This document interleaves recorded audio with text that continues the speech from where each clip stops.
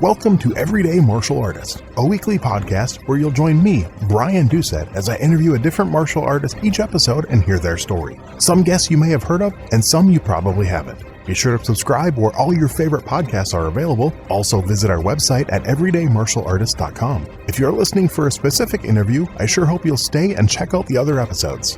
A very special thank you to Topher Williams for our custom theme music. And now, the newest episode of Everyday Martial Artist. Everyday Martial Artist is brought to you by KOOnline.com for all your martial arts needs. Sparring and safety gear, rank belts, uniforms, weapons, patches, and more. Wholesale supplies made by martial artists for martial artists. Visit us today at ko-online.com. Hello and welcome to Everyday Martial Artist. I'm your host, Brian Doucette, and as we do every week, we're joined by a brand new guest talking about their life and their journey throughout the world of martial arts. My guest today is a market analyst consultant specializing in industrial machine vision for investment banks, private equity firms, and corporate development. He was part of an early 70s movie, Super Weapon, and has been studying martial arts for over 50 years. He enjoys exercise and fitness and is involved in Pilates and yoga and loves spending time with his grandkids. Please welcome my guest today, Mr. Justin Testa. How are you doing today, sir? Hi, Brian. I'm doing well, thanks. I truly appreciate you being here, and I'm glad we're going to do this. I'm looking forward to kind of hearing your story. Likewise. I want to go back to the very beginning. You said you've been doing this over 50 years. I want to know kind of what started it. Where did that first spark come from, that first interest in martial arts that kind of kicked off your journey? Yeah, it's a very good question because I actually started with judo, I think when I was around 12 years old at a YMCA. There was no particular trigger for me in getting to martial arts. I had some episodes as a kid as being bullied. Mm-hmm. That may have been an impetus for that, but I made the transition from judo after a couple of years over to Uechi-Ryu when I was 14. And that something really clicked for me with Uechi-Ryu. Okay. And, you did judo for over 2 years now. Did you get involved in the competition side, or were you doing it strictly for the self-defense? No, I got involved with the competition, and it was kind of eye-opening to a large extent. And, yeah. But it's a lot of fun, and I've got to say one of the major benefits out of that whole experience for me that I still carry today is I learned how to fall, mm-hmm. and which is, I think, a skill that is worthwhile for everyone to learn how to do. Yes. And understanding the principles of throwing and taking down and things of that nature. Because one point is an integral part of Okinawan karate, and so today, as I dig into interpretations of the movements we do, those principles from judo do help. Okay. Well, I definitely want to get into the karate, but a little bit more on the judo. What are some things you remember about that instructor? You stuck with it for 2 years. What were some things that you remember and that you really enjoyed about that training? Well, this was done at a YMCA. Okay. In downtown Boston. And it was a fairly large class. And what I remember of my instructor, I don't remember his name, but he was Dan ranked, and he was...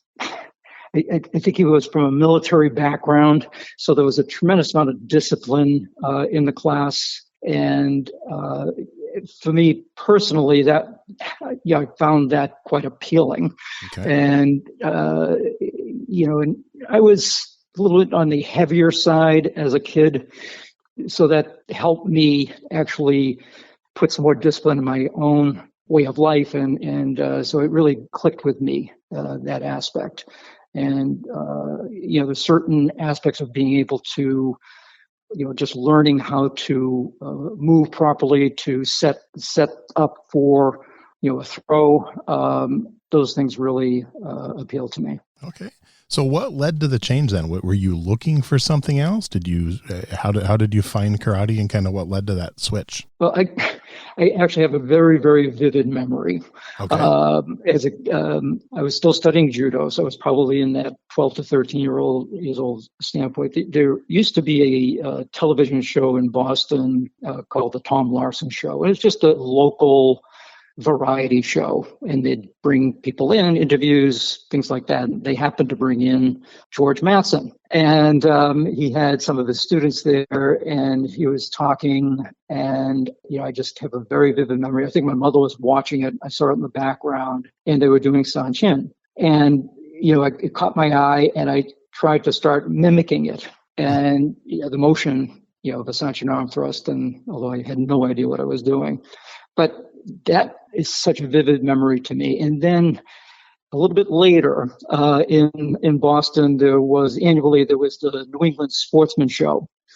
And that, again, was just a collection. It was a trade show for, fishing, hunting, whatever. Mm-hmm. And lo and behold, I was there with my father walking around. Sure enough, the Mattson Academy had a booth there, and, they were demonstrating and signing up students. So it clicked that this is what I saw, on Tom Larson. Mm-hmm. And I spoke to my father. He knew I had an interest in this, and I signed up on the spot.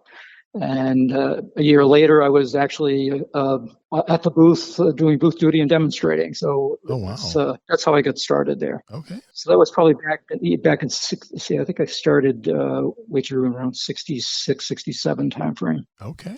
So then think back to that first couple of classes there. What was it about that? What was it about George? I mean, signing up's one thing, sticking with it's another. So what was it that really drew you in after trying it? Well, it's going to sound crazy, but again, it gets this idea of the discipline side. I'll never forget my first class. There was no beginner class. There was no structure from that standpoint. I think I did the Saturday noontime class, which was all ranks, and it had to be 30, 35 people in this class. So it was a pretty large class. I was in the back of the dojo.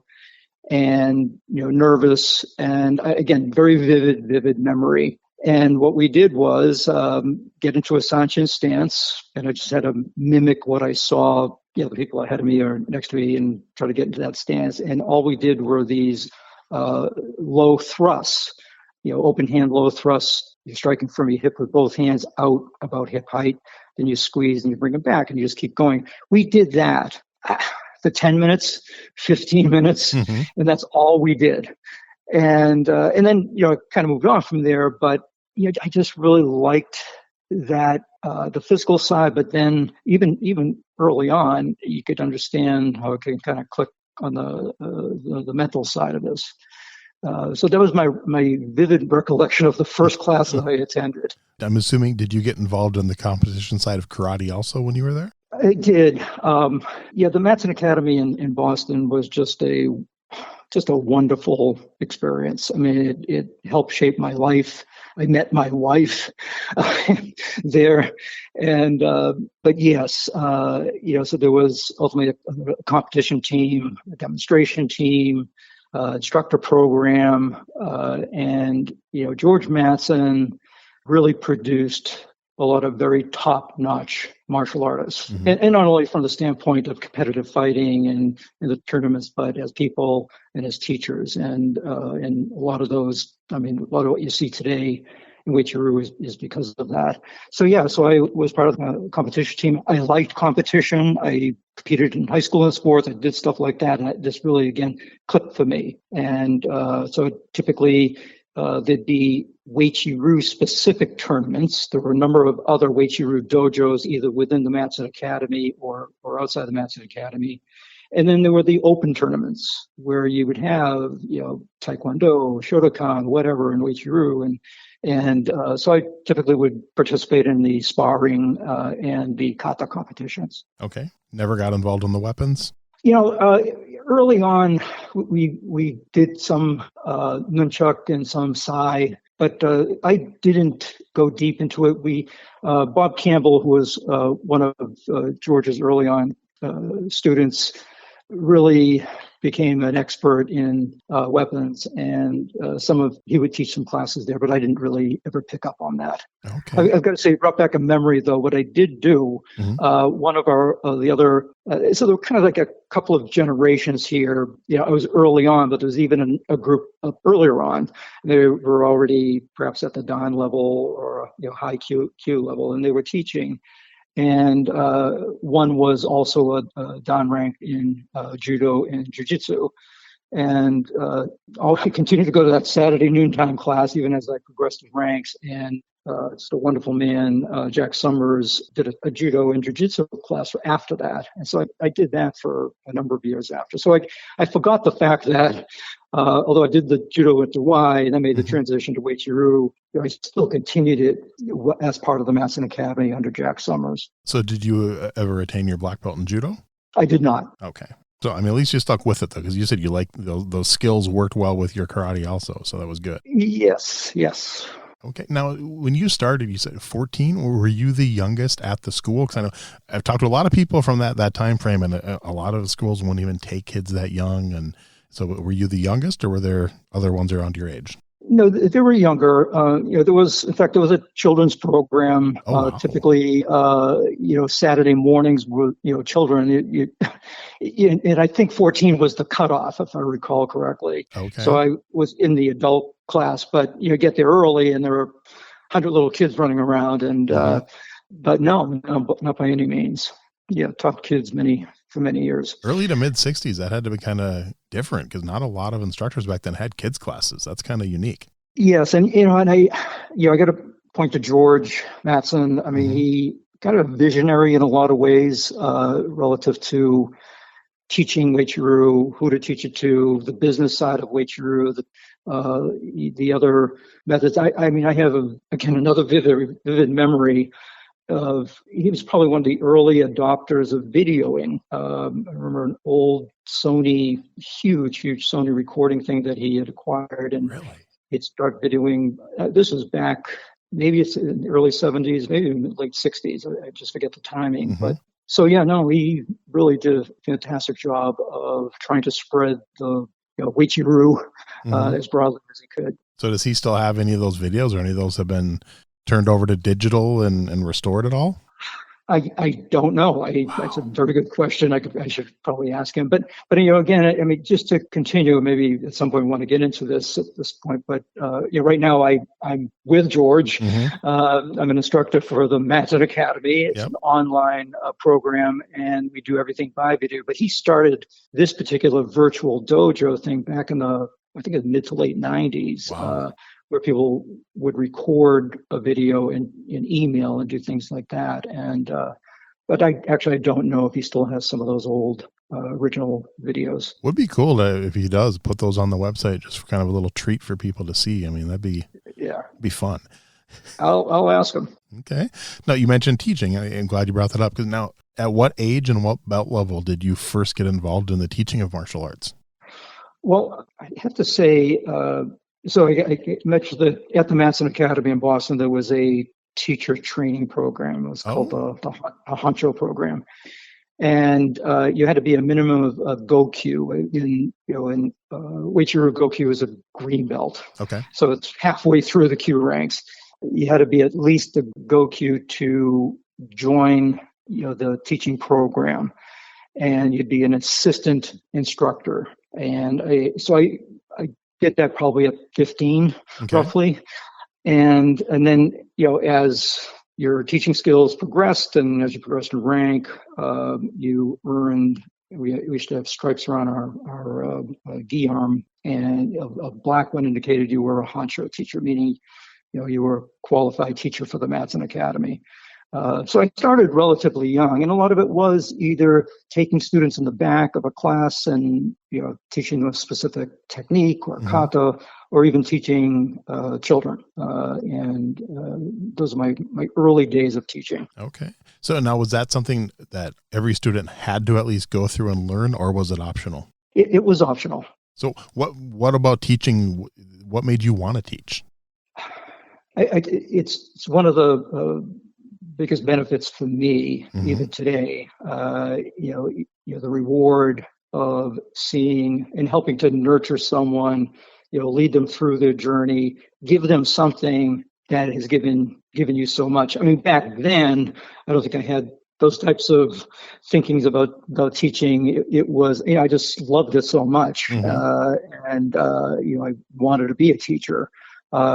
Today I get such a pleasure right now sharing this Uechi-Ryu martial art with others that they can continue to practice the rest of their lives. And you're jogging a lot of memories in the original dojo. But I remember this was right off of Cambridge Street in downtown Boston, and it was a second-story dojo. It was awesome. And so you go up the stairs, and at the top of the stairs there were there was a sign, and I don't know whose quote it is, but it was, I gave my life to karate, and karate gave a way of life to me.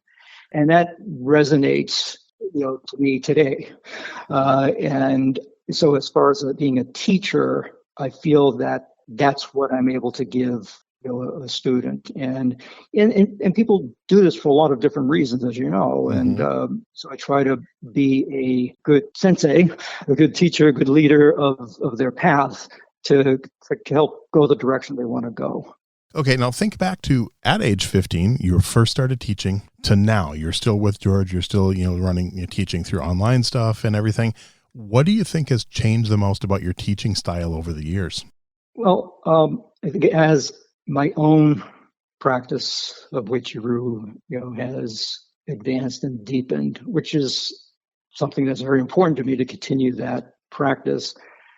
I'm able to help guide, open one's eyes to a particular movement. An example might be there are a lot of transitions in a kata that you do. You go from one stance and completion of a technique, and then you might step through to 1, 2, 3 steps into another movement and go there. And as you dig into this deeper, you realize that wow, there's a whole lot in the transition, and it took some time to actually realize that, and to be able to start to share and help the students explore Uechi-Ryu that way. That depth is something I'm able to bring. Now, you mentioned you did some high school sports. First of all, what sports were you involved in, and how do you think the karate helped you with the sports, or vice versa, those sports helped you with your karate? Sure. So, first little footnote here. At a young age, I think around 12 years old, I got hit with childhood arthritis. Ooh. And, inflamed left knee, blah, blah, blah. And it was not fun. I was able to continue to practice my Uechi-Ryu. As far as sports in high school, what I was able to do was do track. Oh, so okay. I ran, and I also did various field events. And, and again, as I relate a lot, especially in the field events, because some of them require, whether you're throwing a shot put, the discus, or the javelin, the movement, in karate, martial arts, it's movement, right? You're building muscle memory, building movement. It just happens that, in martial arts, the movements are self-defense techniques. Mm-hmm. Throwing a discus or throwing a javelin is not a simple thing to do. And that movement, again, is very appealing to me, and, breaking it down and study. So I'd say what I gained out of my Uechi-Ryu practice, I was able to directly apply to how I would tackle throwing these various things, and do it relatively well. And so there was a strong correlation there. And then in college, again, I still had this knee issue, but you go through various phases with arthritis. And I was on the crew team. I rowed. Oh. And that, maybe crazy, I might be stretching it a bit, but the association, from the mind-body side of my martial arts training over to rowing. Rowing is a repetitive mind-body action that takes a lot of physical strength and endurance. But once you get into that pattern, you don't think about it. It's just a wonderful thing. So I've always been attracted to, even running is the same way, attracted to those types of things. And that may be because of my martial arts training at a younger age. As soon as you mentioned rowing, the first thing that popped into my mind was your story about that very first day of Uechi-Ryu, and that the thrusts for like 20 straight minutes. It's almost the same movement as rowing. It's the first thing I thought of when you said that. No, that's a good point. I never thought of that. But you're right. I mean, it's that, again, you lose yourself in a sense in the motion, and it's a wonderful thing. So now you mentioned college. Now, were you able to keep up your training as much as you wanted to while going to college, or did you have to slow down a little bit, or how did that affect your martial arts? No, fortunately, I was able to keep it up. In fact, I went to school in Boston, so that helped tremendously. And I actually continued to teach, and I took over as a senior instructor at one of the Mattson Academies in one of the suburbs while I was in college. So I did that for a few years while I was still in college. So I continued to teach, continued to work out, and think even compete back then, I recall. Okay. So talk a little bit about your first black belt test and just what that experience was like and some of the things you remember for that. Well, the first thing I remember was the fact that I had to wait. So you kind of go through the ranks with a group. It's a small group, but it might be 3, 4, 5 people. You kind of in the relatively the same timing. You're going through the same thing. You're kind of the same age, and there were some rules relative to how long you needed to study and how old you were to get an adult black belt. So when this group kind of came up, we tested, I missed the time by about 3 months or 4 months. And that's right, because it's all coming back to me now. I started in January 67. The test was, I believe, in March of 70, and I was short several months. And so I had to wait a whole year before I could go up in 1971 for my Shodan test. So in terms of the memory about it, that was the most vivid memory, because you walk into class, after the 1970 test, and all my buddies are wearing their black belt, and I still have my EQ rank on, which, it's not about the rank, but back then as a kid, it means a lot. But, you learn also patience, and that's a vivid memory. I mean, the only other thing was nervous. And actually not so much the physical side, but, it was more the Q&A. And being in front of this board of senior instructors, and having them pepper you with questions, and knowledge about the history, knowledge about the style itself, and you as a person. Okay, talk a little bit about the movie you had mentioned. Was it Super Weapon? How did that? You said that was early 70s. So how did that come about? Yeah. So the Super Weapon is a documentary, and it actually is available in DVD form. And I believe I think we shot that in either 1971 or 72 in New York City. And the purpose of it was to really capture in this film kind of the state of the art of martial arts in the United States. What are the different styles being taught, being practiced, and bringing in, the key people in those styles at that time. So George Mattson, Bob Campbell, Jim Maloney, and myself represented Uechi-Ryu. And probably the lead actor, if you will, in a lot of the film is Ron Van Cleef. You may be familiar with Ron. Oh yeah, Ron's been on the show. Oh yeah, yeah. He's an impressive man. And so he's in that film, and he has some really good segments in terms of that. So we demonstrated and represented Uechi-Ryu in that. What so kind of stuff there did actually you get is to do? yeah, sure. Actually, there's a clip on YouTube. Okay. If you're ever interested in searching, you can see our clip, or short of getting the movie, but it's available on YouTube. So the first thing is George tested me and brought me through Sanshin Kata. And Uechi-Ryu has kind of developed this brand of being this style where you're able to take these punches and kicks and all of that. And sure enough, George did that. I mean, it was a demonstration, and so there was that. Jimmy did a kata, then we did a bonkai, the application of that particular kata. Bob Campbell and I did what's called 10-point kumite, which is a two-person prearranged sparring kind of drill. And then we did some board breaking more to show the conditioning of the Uechi-Ryu body. So, for example, I broke, I think it was a 2x2 over Bob Campbell's arm, over his leg. We did a few things like that. I broke some boards with my toes, and all told, that's probably a 7-8 minute demonstration of Uechi-Ryu. Okay, I think I remember Ron talking about that. Now that you mentioned, I just found it on his IMDb, and it mentions karate, kung fu, jiu-jitsu, taekwondo, tai chi, aikido, and others. So, interesting to pull it out and watch it. It's worth it. It's really, again, as far as a documentary, pulling it all together, I actually haven't seen anything else like that. There may be things out there now, but it was very well done. Yeah, I'm definitely going to see if I can track down, order a copy and watch it. 'Cause that's kind of things I enjoy. Now you finished college, went into your professional life. Same kind of question as the sports one. How do you think your martial arts training helped you in your professional career over the years? I got to circle back to what originally appealed to me, even starting judo, was the discipline side of things, Okay. and in work ethic.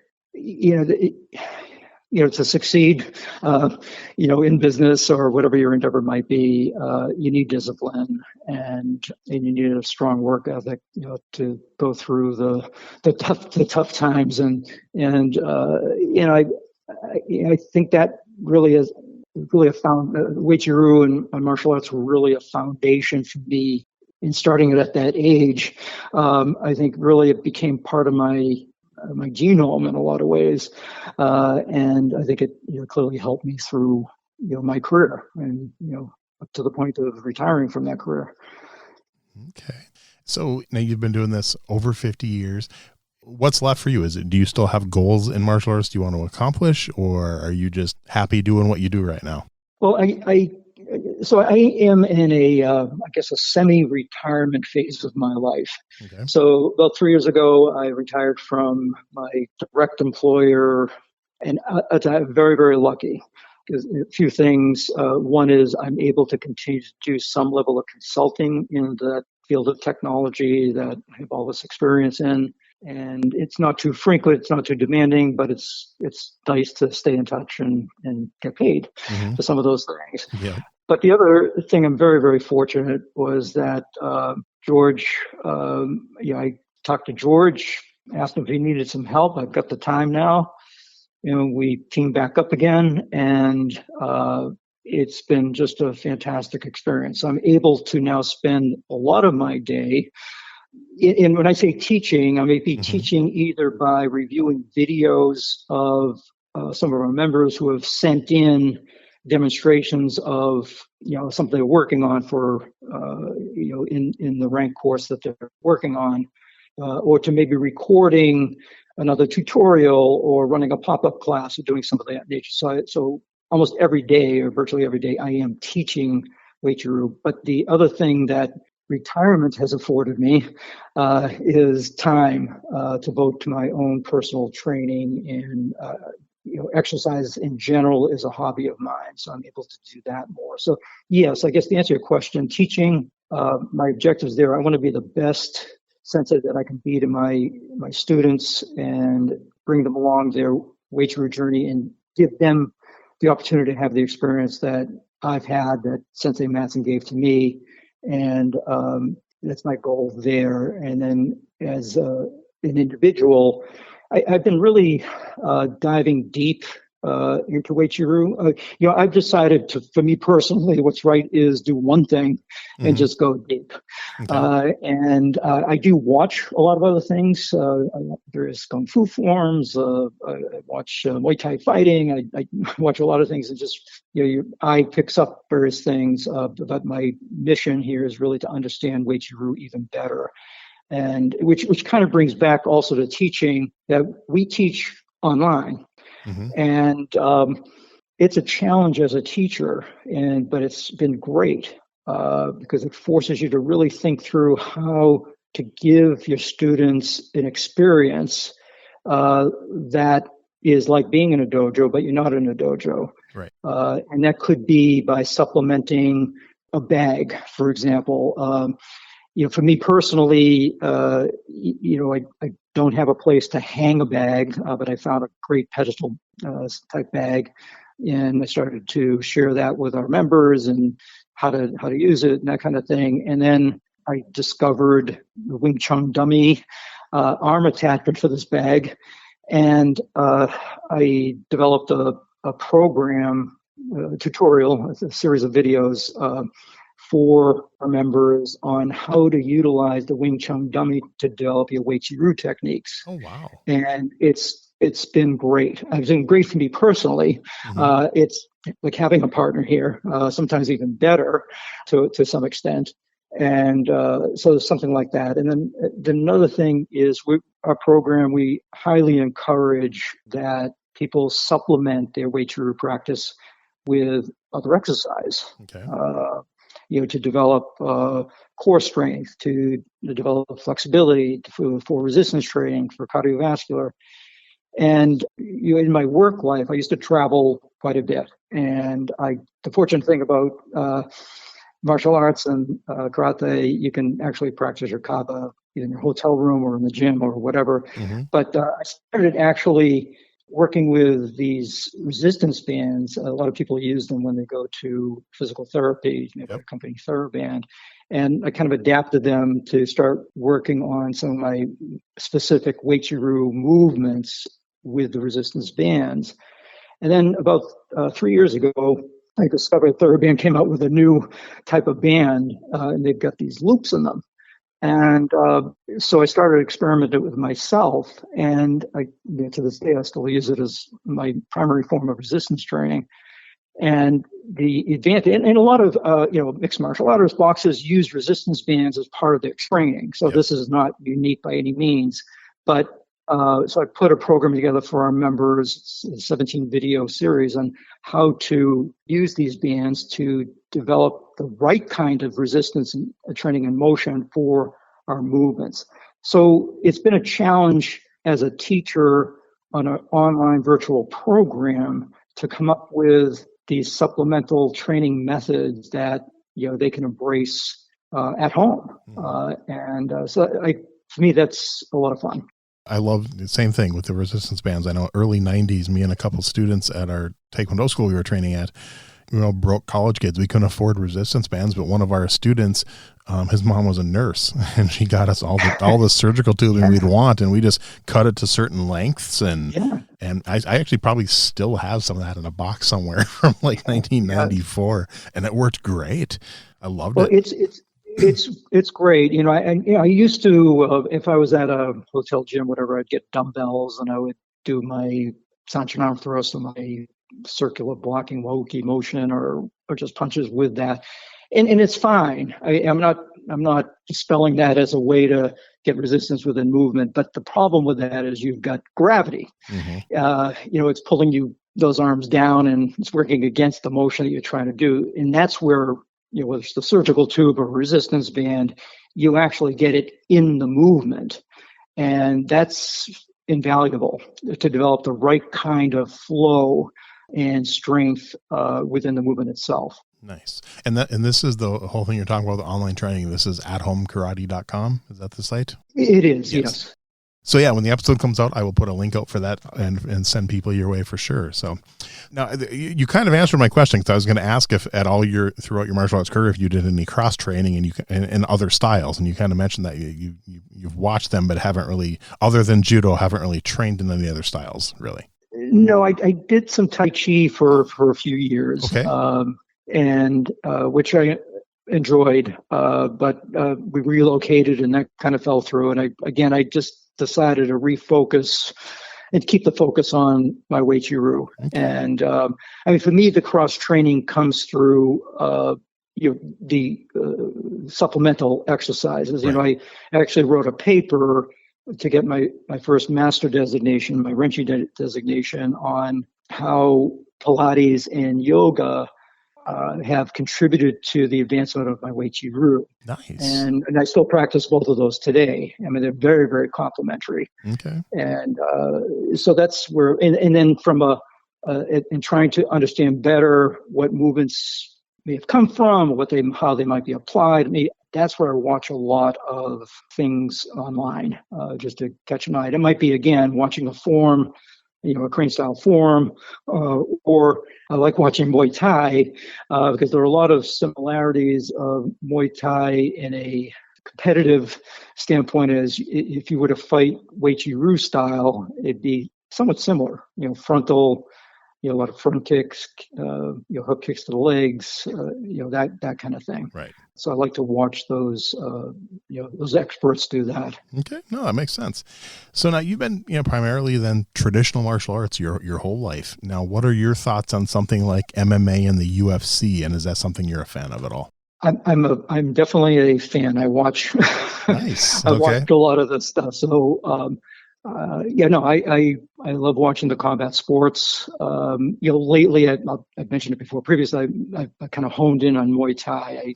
There's just something about that really just attracted me. And I think again, it's the kind of the alignment with a lot of the Uechi philosophy or principles, I should say, not philosophy, of movement. I mean, and I don't want to make this controversial, but the other aspect, people study this and practice this for a lot of different reasons. Right. And, self-defense is one. And oftentimes people get into this initially because of self-defense. And I think for me personally, that was the case. But then you discover, I'm a competitive person. There's a sports side of this. And, it's very different, combat sports, cooperative sparring, things that actually really have nothing to do with self-defense. Right. And so I look at the combat sports for what they are. I love sports, so I love to watch the competitive aspect of it. They're incredibly trained athletes, and I really admire that, and that's what I enjoy watching. But then there's the self-defense side of this that, you asked about what else, like this phase of my Uechi-Ryu right now, that's been an area that I've been spending a lot of time on, and because that, when it really comes down to it, the core of this Okinawan style, and I think all Okinawan styles, is self-defense, and how to guide your students in that understanding, number one, and how to educate them along that line, because it is very different. Right. A moment ago, you mentioned philosophy. So in all your years of martial arts training, is there one philosophy that just stands out? It rises to the top of your list. It's super important to you. I guess what popped to my mind when you said philosophy was Mushin, the no-mindedness of it all, and that pursuit of getting to the point where, you have that mind-body connection where you act, and it's a that to me, or doing a kata, and it doesn't happen all the time, where you feel this state of connection that it's just an amazing thing. So that's a pursuit all the time. And someone always said, pursuing Mushin is like trying to grab a bar of wet soap. The harder you squeeze, it's the more elusive it is. You've got to kind of let it happen. So I don't know if that answers your question, but that's what comes to mind. Perfectly. All right. I have some fun questions to wrap us up here. So this Okay. one, now it doesn't have to be 4. I've had as few as 2 and as many as 8, but it's completely up to you. If you could give 3, 4, 5, 6 names of who would you put on your personal Mount Rushmore of martial arts? All right. Well, George Mattson. Okay. I was waiting for that one. I figured that'd be the first one. Yeah, he's number one. Okay.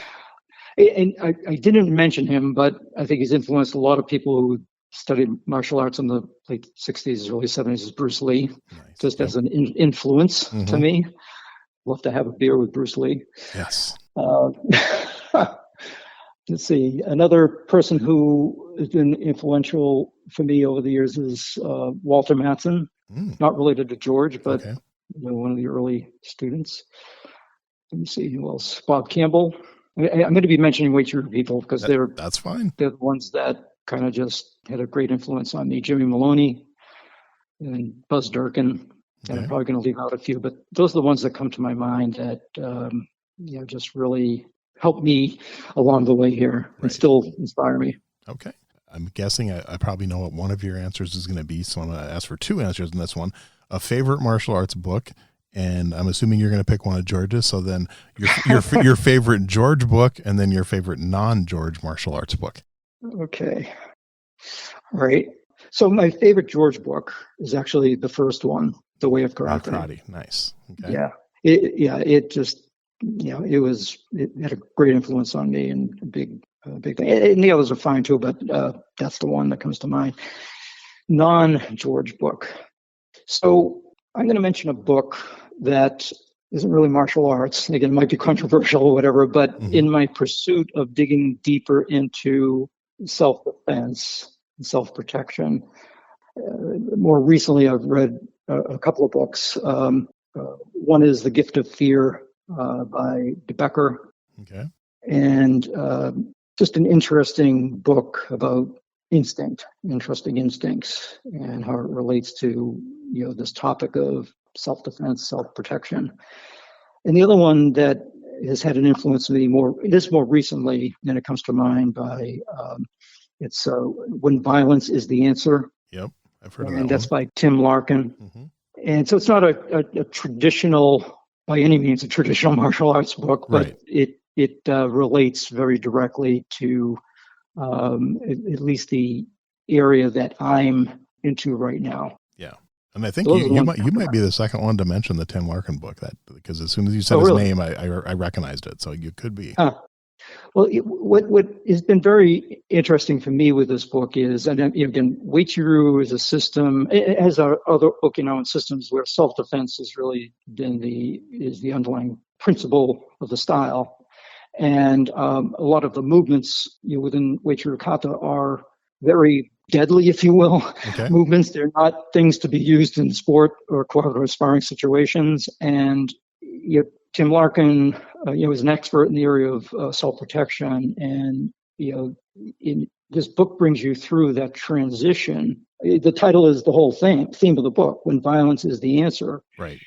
And he really helps sort through what he would term as a antisocial aggressive standpoint versus an asocial violent standpoint. And when you're confronted with an asocial violent situation where it's a criminal, usually, but it doesn't have to be, I guess, a life criminal or whatever, but someone who has the intent to actually do you very, very serious harm. They're not communicating to you verbally, and they're just going after you. You have to become violent in order to survive that. And that transition's a tough transition, and understanding the distinction. So I think it's helped me guide my students in the areas of these distinctions, because I think as a teacher, as a sensei, I think I have an obligation to do that. Getting into a fight at a bar is completely unacceptable. You never, ever, ever want to take a risk in doing that, either legally or for your health. And those are typically just social posturing, kind of scenarios. And, these are the ones where you need to de-escalate, you need to walk away, and you got to leave the ego in check and just not engage in those kinds of things. So that he's really helped bring through that stuff that's maybe obvious, but it's well articulated, and it just made a lot of sense, and it kind of ties into a lot of what we learn in Uechi-Ryu. Okay. Now this one you might not have an answer for, but we'll ask it anyway. Do you have a favorite martial arts video game? You ever get into video games at all during your life, or maybe your grandkids got you into it, or? I don't have I never did, and except if I go to an arcade and I happen to see one, but I don't remember any of the names. Okay, no worries. How about a favorite martial arts TV show? Ooh, well, I think I've probably watched them all. I was a big fan of the original Kung Fu series with David Carradine, even though that was kind of a controversial series, but I like that. Yep. I'm trying to remember the name of the one right now that takes place in San Francisco. It's not the current Kung Fu. Warrior. Yep. I love Warrior. Well, that's what Kung Fu was supposed to be, because that's based on Bruce Lee's notes for the original Kung Fu. Yeah, I love Warrior. Yeah, that's a great show. Now, have you gotten into Cobra Kai at all? Oh, absolutely. Nice. Awesome. Absolutely. I love it. I watch it with my daughter whenever they come out. So yeah. No, I'm a martial arts geek. Yeah. That's cool. I like it. So you're a martial arts geek. I got to ask you, because not a lot of my guests remember this show. Early 90s. It was on around the same time as Kung Fu The Legend Continues, when the sequel series came out. But there was a series called Street Justice. Did you watch that one? It's with Carl Weathers, the guy who played Apollo Creed. And a young, doesn't ring a bell.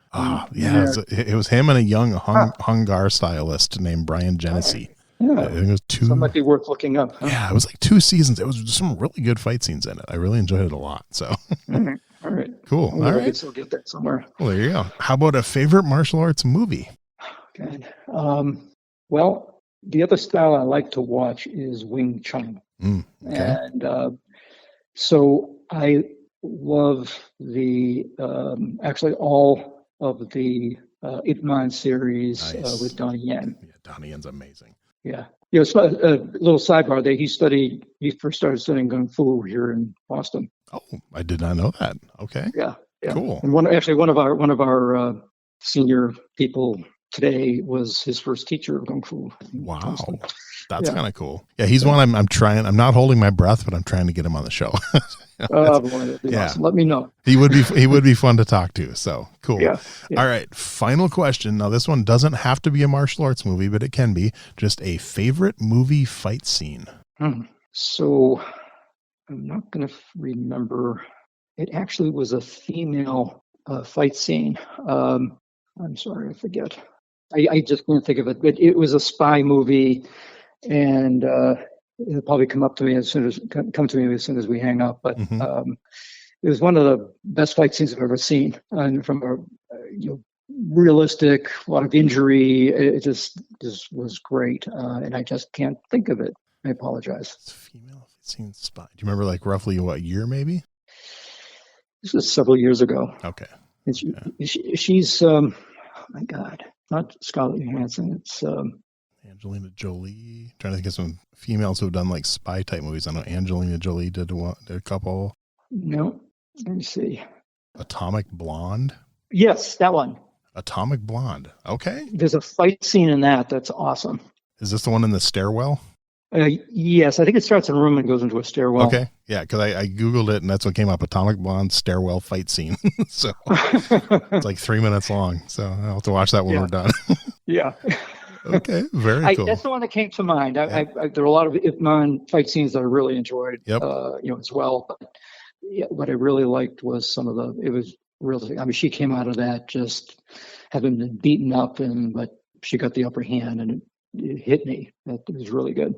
Very well done. So as a fellow martial arts geek, did you see the movie? I think it was a martial arts movie called Chocolate was the name of it. It might have been Thai. Might have been. I have not seen it. It's funny you say that. I've seen that when I've been searching, and for whatever reason, I've never watched it. It's really good. We'll now put it on my list. It's really it's about an autistic girl who basically just learns martial arts. Yeah, and there's some good fight scenes in that one too. Yeah, that's one I could talk martial arts movies and TV shows all day. I could do like a 2-hour podcast just on that, and I might someday. Someday I might do that. I've been talking about that for a while, bringing some guests back and just doing like a round table with like 4 guests and talking about 80s martial arts movies and TV shows. So no, I agree. And whenever my wife goes out either for the evening or in fact she's going to be away this weekend, I mean I'll watch this. I'll watch Chocolate, and I just try to watch. I mean, I just like to watch a lot of these. That's good. You'll have to let me know what you think, and I'll be curious. So someone else I can chat with about martial arts movies. So cool.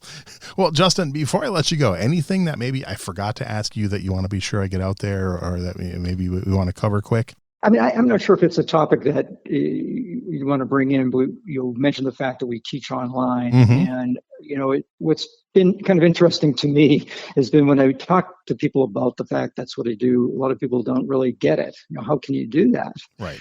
And when I first, teamed back up with George on this, I was like, I wasn't skeptical because I trust him and he's had very good success over the many years. But what I've experienced has been really eye-opening relative to the advantages of doing it online and over, just a brick and mortar dojo situation. So it works. It is something that can be taught online. What I've found is that the members, the students are very, very devoted. Not to say that people who don't do this aren't, but in order to take the time, watch a tutorial on video, rewatch it, practice it, reshoot a video, and then get feedback, it's not easy. And the dedication is huge. And we have some very, very good success stories with some of our virtual students in terms of achieving Dan rank now. And in achieving that Dan rank in a live test situation and actually doing extremely well, in those 2-person, either prearranged or just open sparring kind of situations, and doing very, very well. So I guess that's the only piece that potentially would be worth talking about. So did that launch then because of COVID, or did he have the idea before COVID? He had it going before COVID. Oh, wow. What I'd say happened right around the time I joined was just we kind of restructured some things on how to do this, and clearly there was a lot more pursuit of this during COVID, but it hasn't dropped off. And the profile of someone who joins the Mattson Academy online today is, and I don't know the exact statistics, but at least 95% of the people that join us have studied at least one martial art before coming on board here. Okay. Some of them were high-ranked Uechi-Ryu practitioners that have been away from it for 20 years. Some of them are still practicing. We have a member who's a Godan in Isshin-Ryu, and he joined up and he just earned his Shodan in Uechi-Ryu. Some of them are joining because they want to move to an Okinawa system. Mm-hmm. They want a system that they can age well with. And so it's been kind of interesting to see the profile. We don't get a lot of newbies to martial arts. I'm glad it's working and continued success. Like I said, I'll put the link out there, and hopefully maybe get you some more looks and some more interest, because it's anything to spread martial arts I'm in favor of. So that's good. I appreciate it. Cool. Well, I just want to thank you for your time. This has been so much fun. I know you were a little nervous since you said this for your first ever podcast interview, so I'm flattered. That's kind of cool. But it's been a blast getting to know you, and I can't wait till the episode comes out. Brian, thank you. I enjoyed it as well. Looking forward to it. Thanks for listening to Everyday Martial Artist. We hope you will join us every week for a brand new episode with a different martial artist telling their story. If you enjoy the show, be sure to leave us a review. Also, be sure to check out our website at everydaymartialartist.com. There you can find all of our episodes and contact us to suggest guests and ask questions. Again, thanks for listening to Everyday Martial Artist, and we'll see you next week.